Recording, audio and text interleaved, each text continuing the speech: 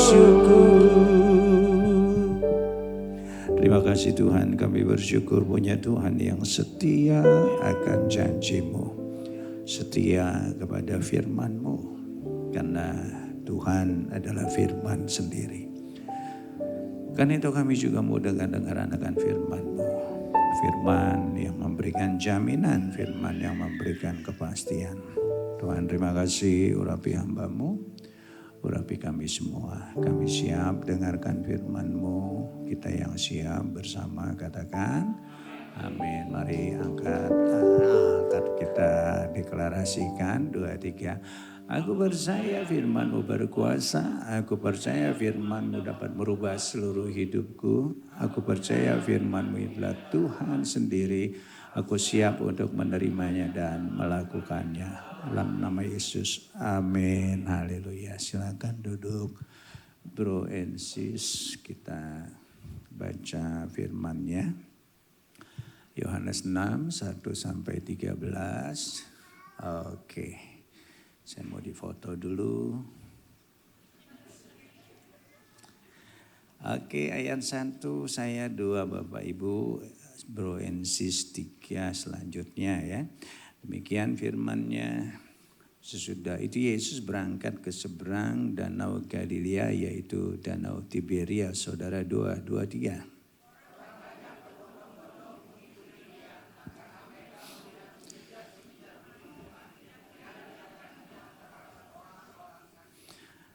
Dan Yesus naik ke atas gunung dan duduk di situ dengan murid-muridnya. 4.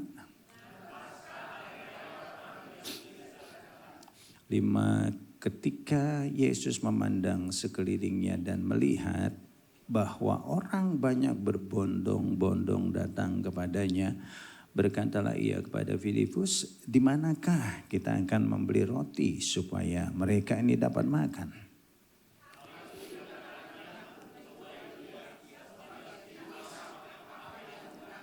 Ayat 7, jawab Filipus kepadanya, roti seharga 200 dinar tidak akan cukup untuk mereka ini sekalipun masing-masing mendapat sepotong kecil saja.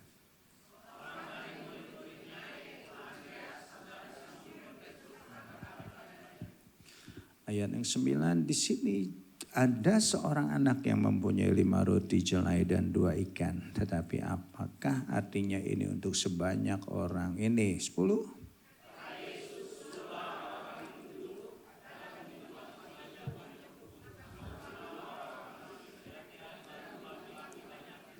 Sebelas dikatakan, lalu Yesus mengambil roti itu, mengucap syukur dan membagi-bagikannya kepada mereka yang duduk di situ. Demikian juga dibuatnya dengan ikan-ikan itu sebanyak yang mereka kehendaki. 12.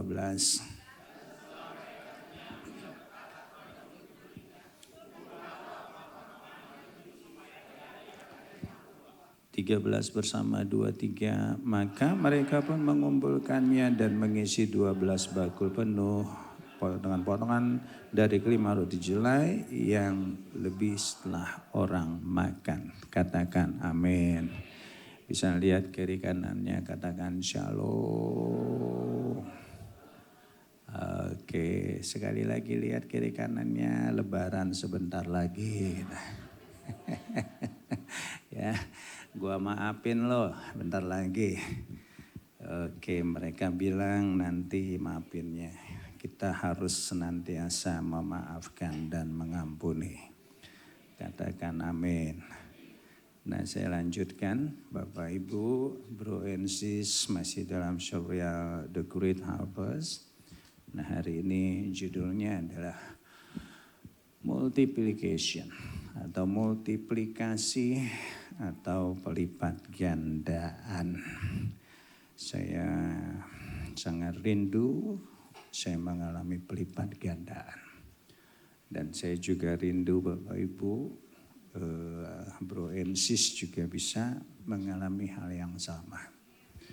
Karena pelipat gandaan itu adalah sesuatu yang dipersiapkan Tuhan juga buat kita Anak-anaknya yang mengasihinya sejak awal juga firman Tuhan berkata beranak cuculah dan bertambah banyak. Makanya orang Israel, orang Arab saudara melakukan firman ini sampai sekarang. Enggak peduli nyari duit susah saudara. Anaknya banyak-banyak saudara. Karena mereka melakukan firman Tuhan ini. Orang Israel kalau yang ortodoks saudara itu anaknya 6, 7 saudara sampai sekarang. Luar biasa sekali. Sama orang Arab juga saudara. Jadi mereka berlomba-lomba untuk mencoba melakukan firman Tuhan. Nah hari ini ada satu firman ketika saya siapkan firman Tuhan ini dari 2 Korintus 9 ayat 8. Tapi sebelum kita lanjutkan kita baca dulu ayat emas kita 2, 3. Lihatlah sekelilingmu dan pandanglah ladang-ladang yang sudah menguning dan matang untuk dituai. Katakan bersama saya mau mengalami penuaian. Amin. Nah kita akan lanjutkan satu firman yang mendasari saya juga untuk sampaikan firman ini. Dan Allah sanggup melimpahkan segala kasih karunia kepadamu supaya kamu atau kita semua berkecukupan dalam segala sesuatu dan malah berkelebihan dalam berbagai kebajikan. Amin saudara. Tuhan ingin melimpahkan apa? Segala kasih karunia-Nya kepada saudara dan saya. Kasih karunia yang menyentuh seluruh aspek kehidupan kita. Karena di situ dikatakan segala sesuatu, artinya seluruhnya. Bukan satu bagian aja tetapi seluruhnya. Dan kasih karunia itu adalah kasih karunia yang mencukupkan kebutuhan kita. Bahkan yang saya suka adalah Tuhan bukan sekedar mencukupkan, tetapi Dia membanjiri kita dengan kasih karunia yang berlimpah-limpah. Aminnya kayaknya udah terlalu diberkati. Katakan amin. Ya, berlimpah-limpah. Nah ini janji Tuhan. Nah, dan kita harus ngerti juga bahwa Allah kita adalah Allah yang peduli. Tuhan tahu keadaan saudara, kebutuhan saudara. Tuhan tahu yang sedang bokeh tahu. Ya, bokeh itu Tuhan tahu isi dompet saudara hanya SIM dan KTP. Dia tahu ketika saudara bokeh, saudara butuh dana segar. Saya juga butuh dana segar. Ya, Tuhan juga tahu yang sakit. Tuhan tahu yang perlu jodoh juga Tuhan tahu. Tuhan tahu yang mungkin belum punya pekerjaan saat ini. Atau ketika engkau memiliki pekerjaan saat ini rasanya pekerjaanmu terlalu berat. Tuhan juga tahu. Dan saya mau katakan tidak ada pekerjaan yang berat di dunia ini. Pekerjaan seberat apapun akan terasa ringan kalau tidak dikerjakan. Gak nyambung. Ya, artinya yuk bersama Tuhan kita mampu. Bersama Tuhan kita sanggup. Yang sekolah, yang kuliah juga yuk bersama Tuhan kita sanggup. Bersama Tuhan kita mampu. Katakan amin. Amin saudara. Dan Tuhan juga tahu, yang sedang bingung juga Tuhan tahu. Karena hari ini kita belajar. Nah kita lihat begitu banyak orang yang berbondong-bondong mengikuti Yesus. Tercatat 5.000 laki-laki. Belum perempuan. Kalau suami istri, belum lagi anaknya. Tadi saya udah bilang anaknya berapa. Orang Israel. Mungkin ada sekitar 20.000 orang. Itu artinya satu jumlah yang zaman dulu itu begitu besar. Dan Tuhan kita lihat dia adalah Allah yang sangat peduli. Dan dia tahu kebutuhan umatnya. Katakan amin. Dan Tuhan yang memperdulikan mereka saat itu. Tuhan yang sama hari ini juga memperdulikan saudara dan saya. Katakan amin. Dan dia Allah yang sanggup untuk melimpahkan segala kasih karunia anugerahnya kepada kita. Bukan hanya sekedar bercukupan, tetapi berkelimpahan. Katakan amin. Angkat tanganmu bersama-sama. Besar anugerahmu, berlimpah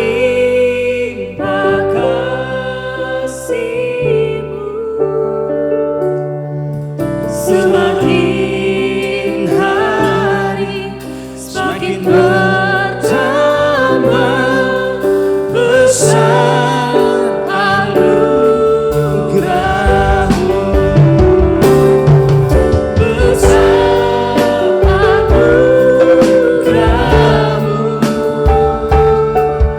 berlimpah kasih-Mu, semakin hari semakin bertambah besar anugerah-Mu.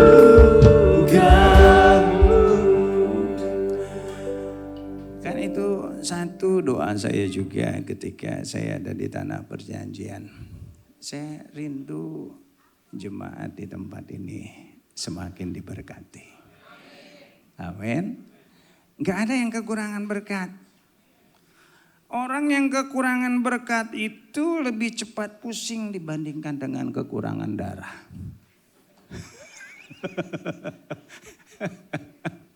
Ya. Hampir sama dengan kekurangan gizi gejalanya. Agak keleyengan. Oleng saudara.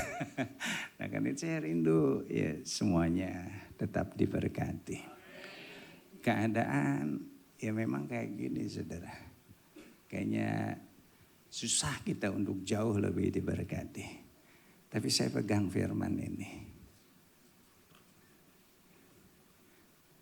Karena saya percaya Tuhan kita adalah Tuhan yang peduli. Dan bukan kebetulan tahun ini dia memberi gembala kita mendapatkan satu tema tuayan yang besar. Nah kalau kita ngomong tuayan di tempat saudara ada di outline-nya. Saya lupa masukin ke PowerPoint. Ada 4 macam tuayan. Yang pertama tuayan jiwa-jiwa. Jangan dipikir gereja enggak menuai. Luar biasa. Tapi yang muncul ke permukaan. Yang muncul itu kan. Tapi yang sebaliknya jauh lebih banyak. Amin saudara. Jangan terlalu didengerin. Katanya Israel hancur. Waktu perang kemarin saudara. Saya baru pulang. Nggak ada tuh tanda-tanda perang saudara, di sana saudara. Mulus. Dan kata tour leadernya. Sangat berbeda dengan YouTube di Indonesia. Tel Aviv hancur. Nggak ada saudara. Ya rapi saudara. Ya cuma kasihannya sepi aja saudara. Jadi biasanya di gereja-gereja, di tempat-tempat yang kita kunjungi itu banyak sekali rombongan, bus di mana-mana. Kemarin saya ke sana lebih banyak di tiap tempat itu hanya orang Indonesia aja saudara. Indonesia udah biasa sama bom. Jadi yang berkunjung ke sana kebanyakan orang Indonesia sekarang ini, saudara. Ya, saya yakin seperti firman Tuhan, kalau kita memberkati bangsa pilihannya, berkat itu juga akan sampai kepada kita. Amin, saudara. Nah, karena itu, yuk hari ini, saudara, ada fotonya, saudara. Ketika saya ada di tanah perjanjian, nah kita berdoa di tempat ini yang perikop ini, fotonya bisa ditampilkan. Keren banget tuh yang pakai kacamata, ngeselin gayanya tuh. Aduh, ini di gereja ini saudara, 5 roti dan 2 ikan. Disebutnya gereja Tafka, tapi kita nggak ke gerejanya, kita disediakan satu tempat untuk kita berdoa, karena kebanyakan gereja di sana gereja ortodok atau katolik, saudara. Kita nggak boleh berisik-berisik, saudara. Jadi kita doanya di tempat lain, disediakan tempat doa. Dulu susah buat berdoa di sini, saudara. Kita harus ngotot sama suster atau pastor. Kira-kira berapa tahun yang lalu, 10 tahun yang lalu mungkin kita ke sini, saudara. Setelah selesai kita ibadah, kita kasih persembahan, dan kebetulan gereja kita juga menabur, saudara. Dan luar biasa taburannya, $22.000 US, saudara. Katakan, setelah kejadian itu, sekarang kalau kita datang nggak perlu kita minta, dikasih tempat doa, saudara. Ternyata ujung-ujungnya sama, saudara. Jadi nggak heran, di Indonesia sama, di sini sama, di sana juga sama. Ujung-ujungnya apa? Nah, saudara. Nah, kita mau belajar hari ini, saudara, satu kebenaran firman Tuhan. Wah, gua nggak pakai kacamata, kelihatan peotnya tuh. Ini di Gunung Sinai, nanti kita akan bicara juga tentang ini. Nah, gimana sih kita mengalami pelipat gandaan? Ini penting sekali buat kita semua. Jangan hidup kita monoton dari hari ke hari, itu saja. Karena saya yakin, seperti tadi dikatakan, Tuhan sediakan berlimpah. Katakan bersama saya, berlimpah. Amin. Artinya ada yang bisa kita raih. Ya, karena itu jangan nyerah dengan keadaan. Yuk kita lakukan bagian kita. Nah, apa bagian kita? Ayat yang ketiga dari pasal yang ke-6 dari kitab Yohanes dikatakan, dan Yesus naik ke atas gunung dan duduk di situ dengan murid-muridnya. Firman-Nya berkata, garis bawahi, dan Yesus naik ke atas gunung. Di dalam pelayanannya Yesus itu suka menyendiri. Dan apa yang biasanya dia lakukan ketika dia menyendiri, dia cari satu tempat dan dia naik ke tempat yang tinggi. Entah itu bukit atau gunung, dia naik ke sana. Dan kita melihat hal-hal yang luar biasa terjadi setelahnya. Markus 3 ayat 13, kemudian naiklah Yesus ke atas bukit. Begitu juga Matius 14 ayat 23, dan setelah orang banyak itu disuruhnya pulang, Yesus naik ke atas bukit. Kemudian Matius 15 ayat 29, di sana juga dikatakan Yesus menyusur pantai Galilea dan naik ke atas bukit dan duduk di sana. Biasanya setelah kalimat itu ditulis, setelah itu ada mujizat yang terjadi. Tempat yang tinggi itu bicara tentang bagaimana itu merupakan satu tempat di mana Tuhan memanifestasikan kemuliaannya. Abraham, dia naik ke gunung. Gunung apa? Gunung Moria. Dia sedang galau bergumul pastinya ketika harus mempersembahkan, mengorbankan anaknya Ishak. Tapi kita lihat tempat yang tinggi di sana Tuhan menyatakan kemuliaannya dan memanifestasikan dirinya sebagai Jehovah Jireh. Ada Tuhan yang menyediakan. Abraham gak pernah dibuat menderita oleh Tuhan. Karena Tuhan menyediakan. Karena dia adalah Yehovah Jireh. Tuhan yang menyediakan. Hari ini apa sih yang kurang dalam dirimu? Yuk kita naik ke tempat yang tinggi. Minggu depan libur. Jalan-jalan ke puncak.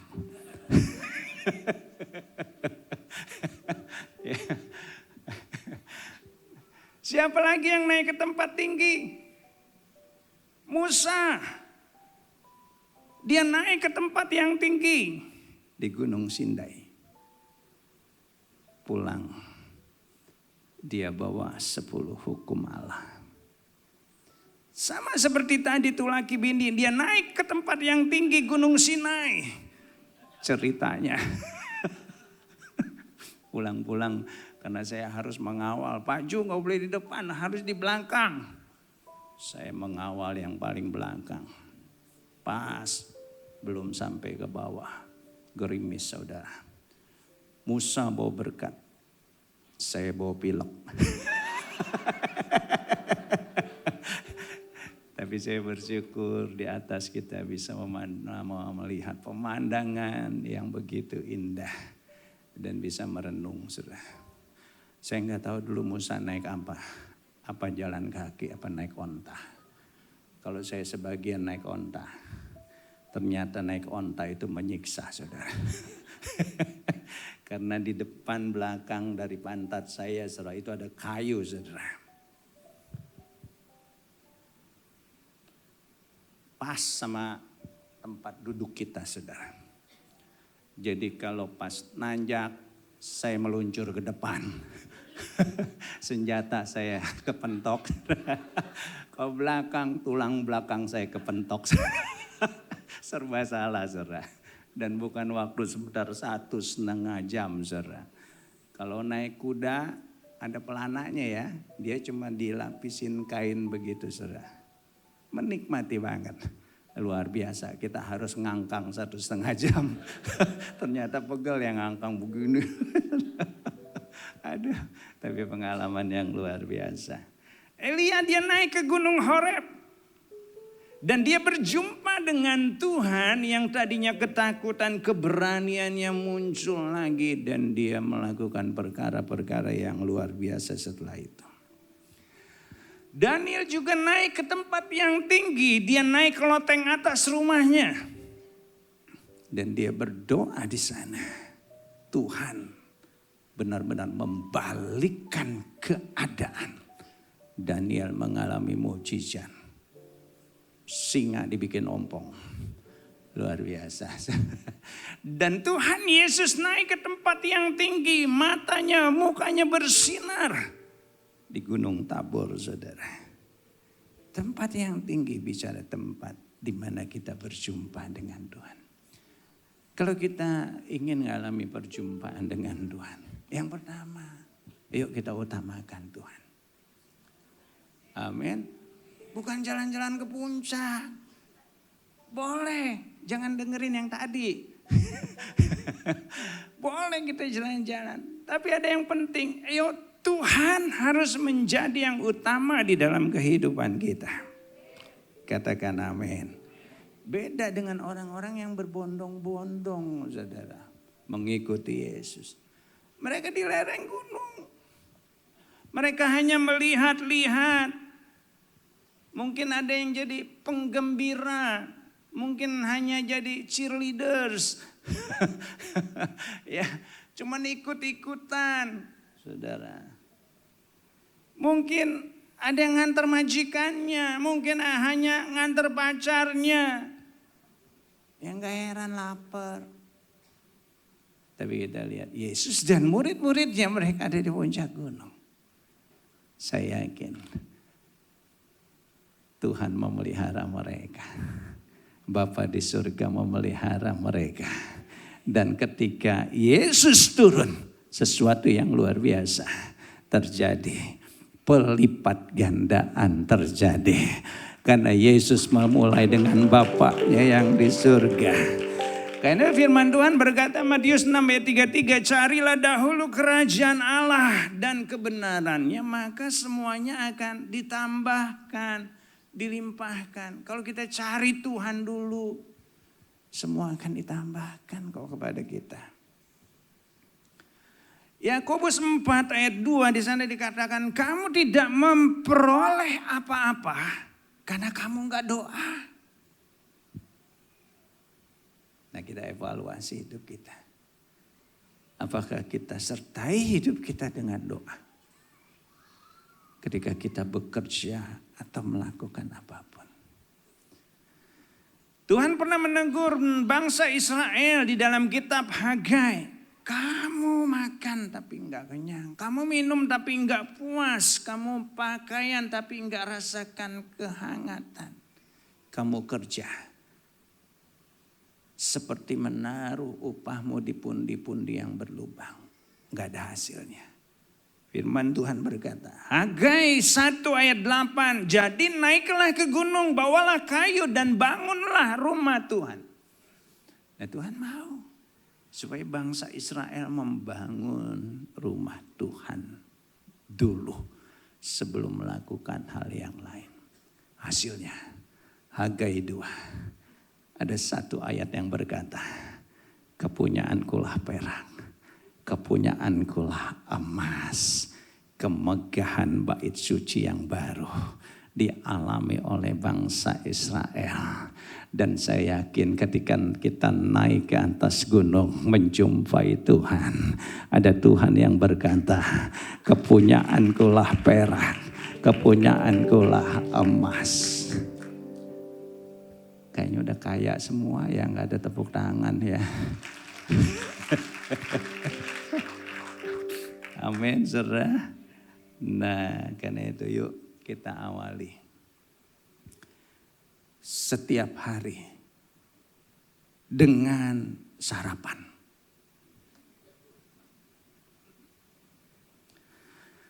Karena kalau kita awali hidup kita dengan senyuman, jam 10 lapar. Kita awali hidup kita setiap hari dengan sarapan Tuhan. Katakan amin. Habis itu makan dong, supaya enggak lapar. Kan ada uduk, ada lontong, lemper, tinggal pilih saudara. Yang mau katakan amin. Tuhan harus jadi yang utama. Amin. Sebelum melakukan mujizat. Tuhan naik ke atas gunung. Kita di tengah persoalan. Bukan naik ke atas gunung, tetapi naik darahnya. Gimana mengalami mujizat? Marah-marah mulu. Ya kita alami berkat yang Tuhan sediakan. Kok gak amin sih? Kok gak tepuk tangan? Matius 14 ayat 14. Ini perikop referensinya. Kalau di Yohanes 6 tadi gak ditulis. Di sana dikatakan apa? Ketika Yesus mendarat, ia melihat orang banyak yang besar jumlahnya. Maka hatinya tergerak oleh belas kasihan. Nah ini saudara. Artinya yang kedua apa? Ini ada yang kelewatan. Pelipat gandaan terjadi dimulai ketika kita ada di tempat yang tinggi bersama Tuhan. Bahkan Yesus aja dia memulai dengan Bapaknya di surga. Masa kita sok kuat, sok jago sendiri, belagu sendiri. Kita harus lebih. Amin. Lebih apa? Mengandalkan Tuhan. Nah yang kedua.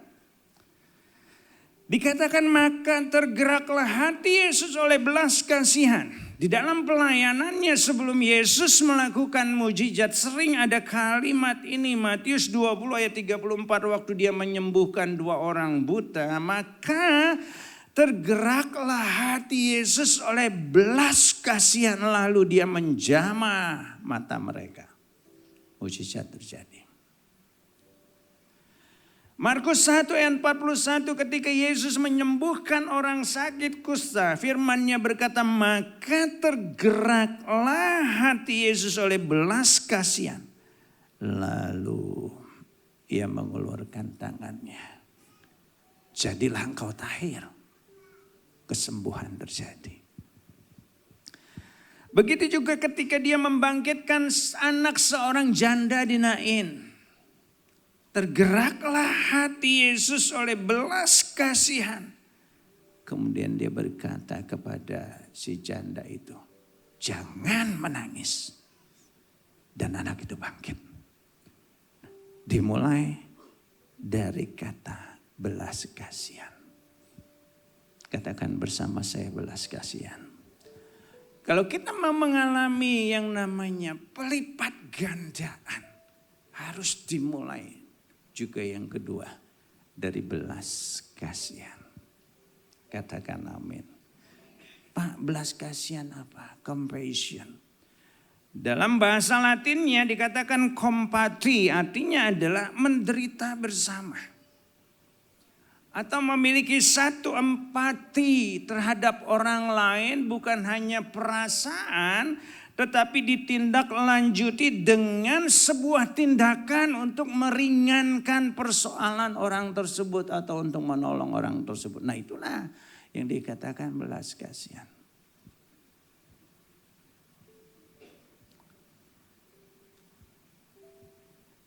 Beda dengan kesian. Kalau kesian itu piti. Ini lebih cenderung kayaknya ngeledek orang gitu. Ya, kesian amat loh. Itu piti, saudara. Hanya ada perasaan tapi nggak nolong. Diam aja, nggak bertindak. Nah, saudara. Makanya Kus Plus bilang, apa gunanya kaya raya? Enggak ada yang ngerti ya. Itu lagu zaman dulu. Ada beberapa sih yang ngikutin saya tadi. Itu tua.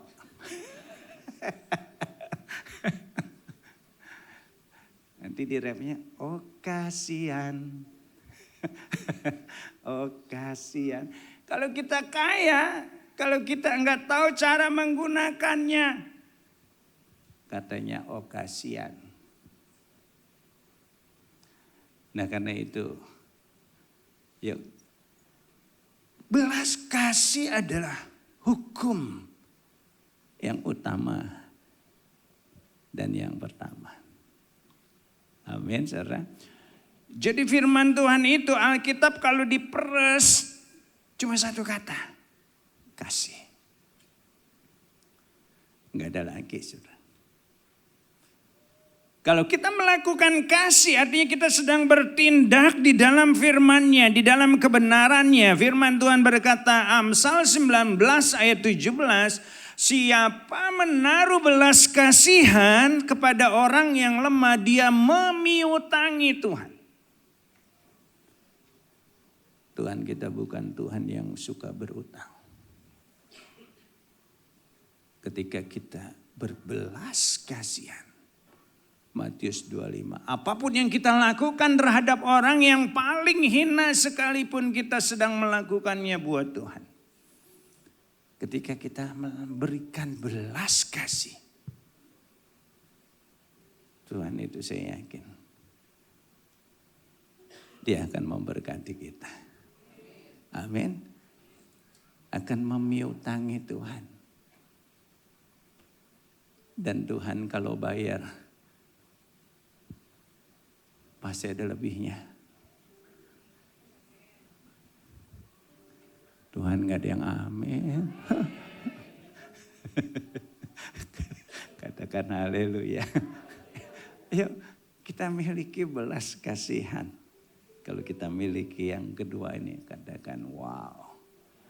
Hudson Taylor dia bilang apa? Semua rencana besar kita akan gagal jika kita tidak memiliki belas kasihan kepada jiwa-jiwa seperti yang Yesus miliki.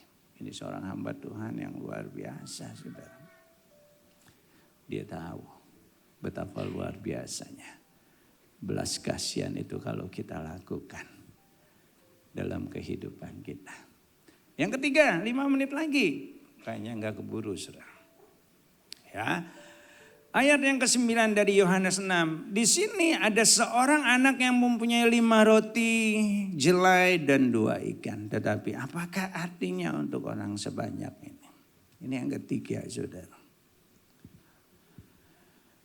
Kalau kita baca Alkitab itu dipenuhi dengan kisah-kisah di mana Tuhan memakai atau menggunakan hal yang kecil-kecil untuk menunjukkan kuasanya yang dahsyat. Tuhan menggunakan 5 batu yang diberikan kepada Daud untuk apa? Untuk mengalahkan raksasa Goliat. Tuhan menggunakan segenggam tepung yang dimiliki seorang janda di Sidon untuk apa?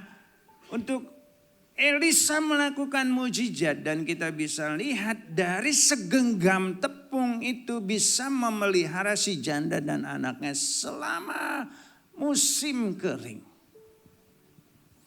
Dari sebuli-buli minyak, Elisa melakukan mujizat yang membuat seorang janda yang banyak utangnya bisa bayar utangnya dan hidup dari lebihnya.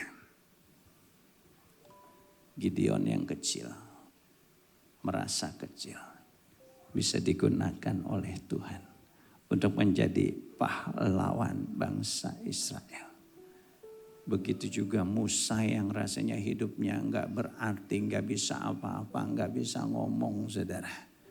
Tapi dipakai Tuhan untuk menggembalakan umatnya yang besar, saudara.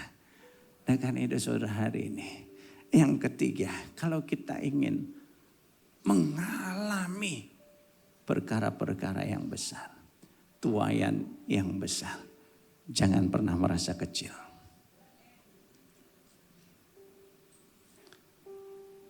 Sudah merasa besar semua ya. Amin. Jangan berkata saudara enggak bisa apa-apa. Memang kita enggak bisa apa-apa, tetapi bersama Tuhan kita bisa apa-apa. Katakan amin. Amin, saudara.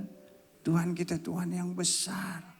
Tuhan yang dahsyat, Tuhan yang hebat, Tuhan yang ajaib. Katakan amin. Wah, saya yakin ketika kita tahu betapa luar biasa Tuhan yang ada dalam diri kita. Jadi hal yang kecil-kecil itu penting, saudara. Kalau jari, saudara bisa lihat jari saudara. Kalau jari saudara jempol semua. Ada satu yang gak bisa saudara lakukan.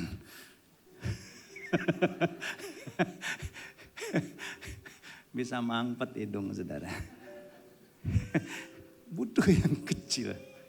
Katakan haleluya. Hewan yang paling mematikan di dunia bukan gajah, bukan ikan paus, bukan badak, saudara. Tapi ternyata penelitian menunjukkan hewan yang paling mematikan di dunia adalah nyamuk, saudara. Setahun 3 juta orang mati karena nyamuk, saudara. Bayangin, kecil. Jadi jangan pernah merasa kecil. Matius 13 ayat 31, biji sesawi kecil tapi ketika dia tumbuh bisa jadi pohon yang jauh lebih besar dibanding pohon sayuran yang lain. Kecil awalnya. Lidah kita kecil. tapi bisa memegahkan banyak perkara. Dan firman Tuhan berkata, barang siapa setia di dalam perkara-perkara yang kecil, dia akan alami pelipat gandaan. Dipercayakan hal-hal yang besar.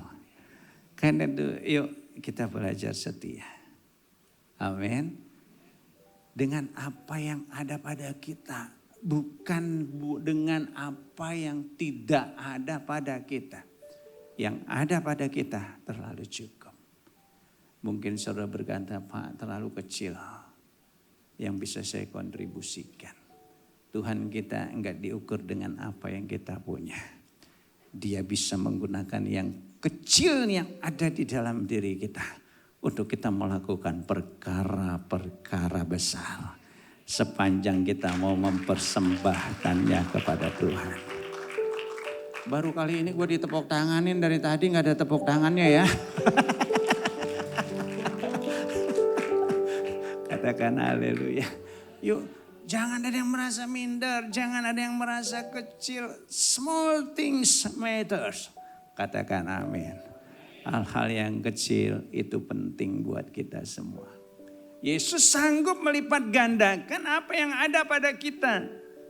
Sepanjang kita mau terlibat aktif. Seperti anak kecil itu membawa 5 roti dan 2 ikan. Anak kecil juga tahu pasti enggak cukup, tapi dia bawa kepada Tuhan. Selebihnya urusan Tuhan. Tapi ada seorang yang mau menyerahkan. Karena itu yuk, dengan apa yang ada pada kita serahkan kepada Tuhan. Kita berkata, Tuhan, ini aku. Seperti Musa berkata, Tuhan, ini aku. Kau enggak amin? Seperti Yesaya berkata, Tuhan, ini aku. Seperti saya berkata, Tuhan, ini aku. Kita sama-sama berkata, Tuhan, ini aku. Katakan amin. Semua saudara bisa dipakai Tuhan untuk melakukan perkara-perkara yang besar. Katakan haleluya. Udah kelar, kok gak mau berdiri? Kita bangkit berdiri bersama-sama. Besar anugerah-Mu, berlimpah kasih-Mu, semakin hari semakin bertambah.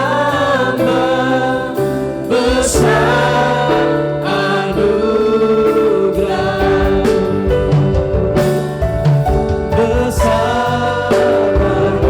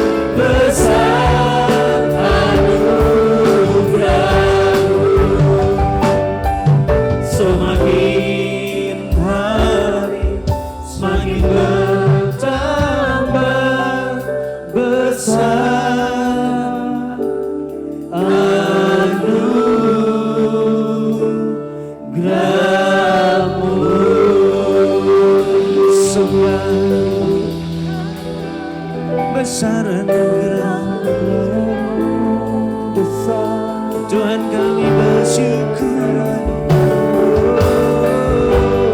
Engkau Allah yang sanggup melimpahkan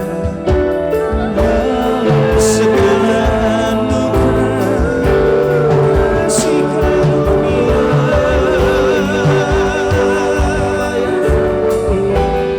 Engkau Allah yang sanggup buat kami berkecukupan, bahkan berkelimpahan. Kami bersyukur, haleluya, haleluya. Tuhan terima kasih, kami bersyukur. Masing-masing dalam sikap doa.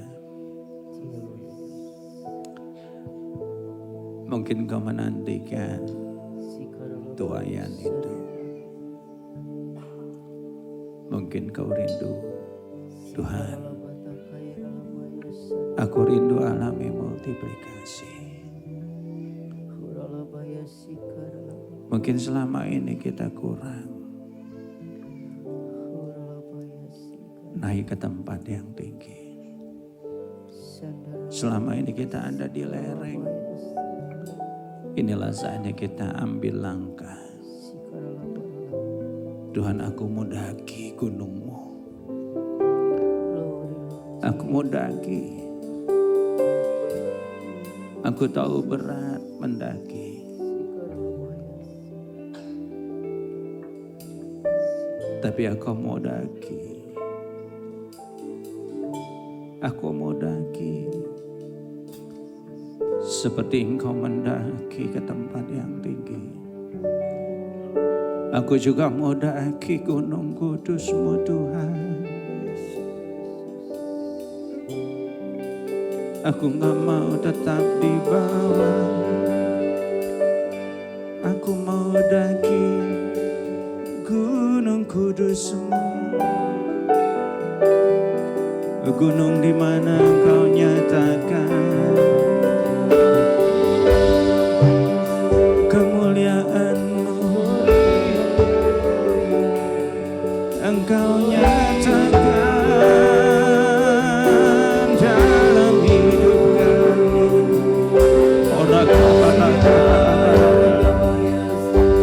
Kami mau naiki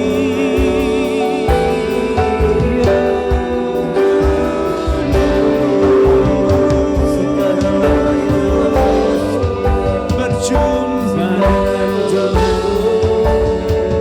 berjumpa dengan kasih-Mu ya, berjumpa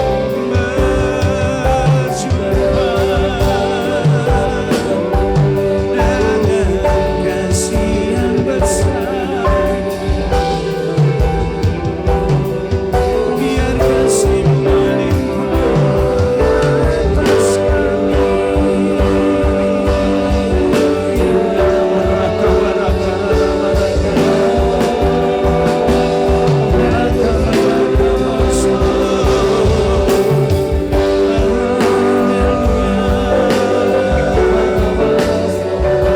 Kami mau adoran ini kami, ini kami, ini kami, ini kami.